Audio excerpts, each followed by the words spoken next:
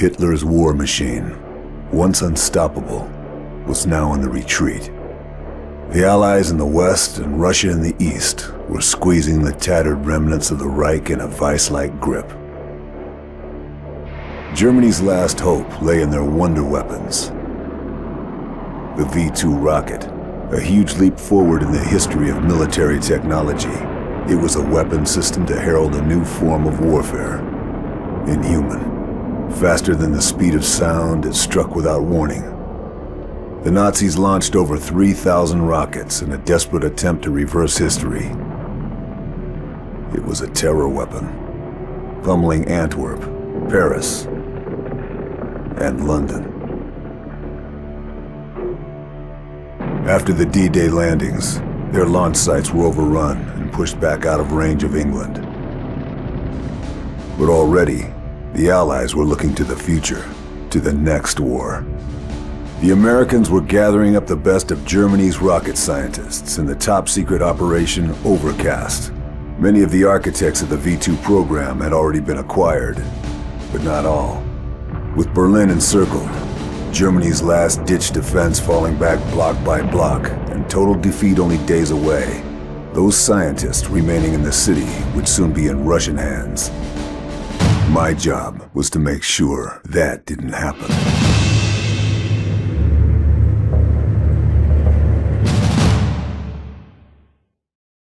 Major General Hans von Eisenberg was negotiating in secret for safe passage for his team. 5 of the V-2 program's top men. He was meeting his Russian handler at the Brandenburg Gate. This was my chance to take him out before he could seal the deal. I was prepared, focused, confident. Little did I know, it would turn out to be the most difficult mission I'd ever undertaken.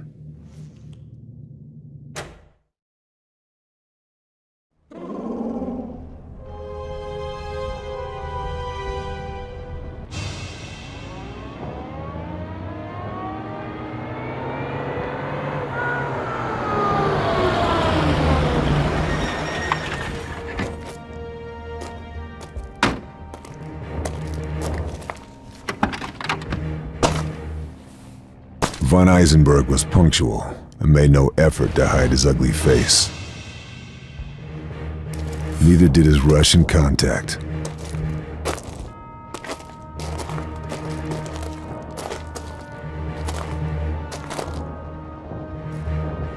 I had a clear shot. The slightest pressure on the trigger, and it was good night, Major General. Just a question of choosing my moment. Intel told me my next target was Dr. Gunter Kreidel, an expert in rocket engines. He was traveling across town in an armored convoy. We believed he was carrying documents that would lead me to the V-2 production facility, where the other 3 scientists were waiting. I'd identified a point on the route where I could lay a booby trap and stop the convoy. Naturally, the area was defended. I'd expect nothing less. Now I knew where the V-2 production facility was. I figured I was in the home stretch.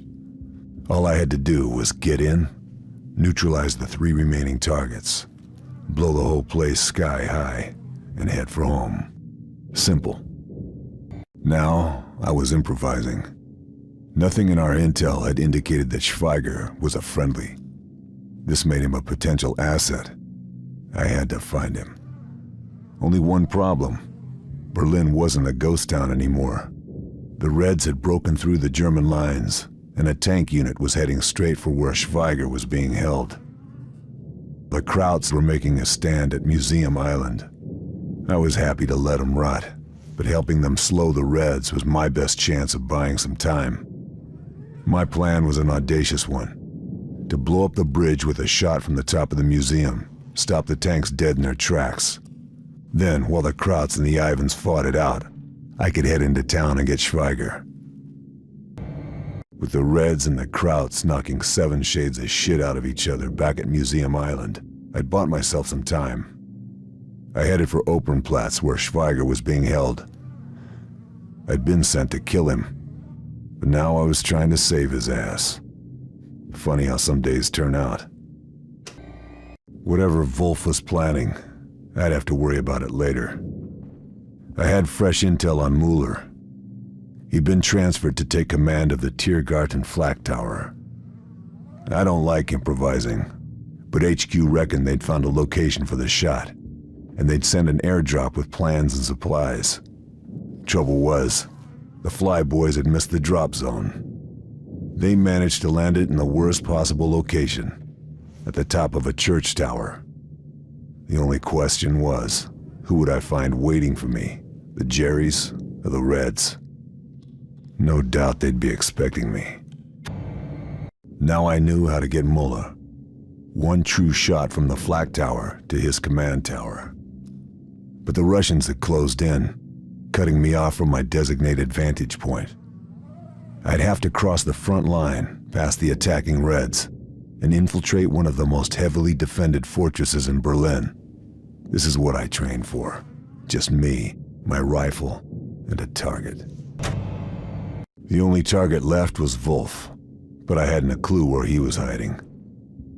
I knew the Ivans had a special operations command post in East Berlin. Perhaps he was in contact with them.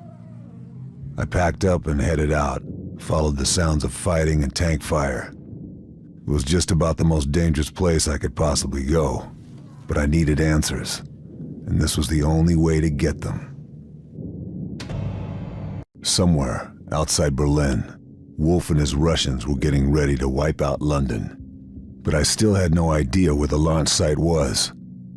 I had the location of Wolf's office in the heart of the city, and if I couldn't find what I needed there, a government ministry building located nearby might provide some answers. The Battle of Berlin was at its height now. Close quarters fighting on every street. Snipers on every rooftop. Tanks on every bridge and square. The Germans were burning their documents to stop them falling into Russian hands. I had to move quickly. I headed out immediately, praying I'd still have time. I had to get into position to take out that rocket. That would be hard enough. But to make matters worse, only a full fuel tank would generate a big enough explosion to burn off all traces of the Tauben payload. I only had a small window between fueling and launch. My last chance to take out Wolf was at the Tiergarten airstrip, 1845 hours. I didn't have much time. Stopping Wolf meant heading straight back into the heart of Berlin. With most of the city in ruins, the only location for the shot was right back where I started. I needed to get to the Brandenburg Gate. The city was on fire, the battle raging, like a vision of hell. And somewhere, in the middle of that firestorm, that bastard was gonna get in a plane and fly to safety, taking all the secrets of the rocket program to Moscow. Unless I could stop him.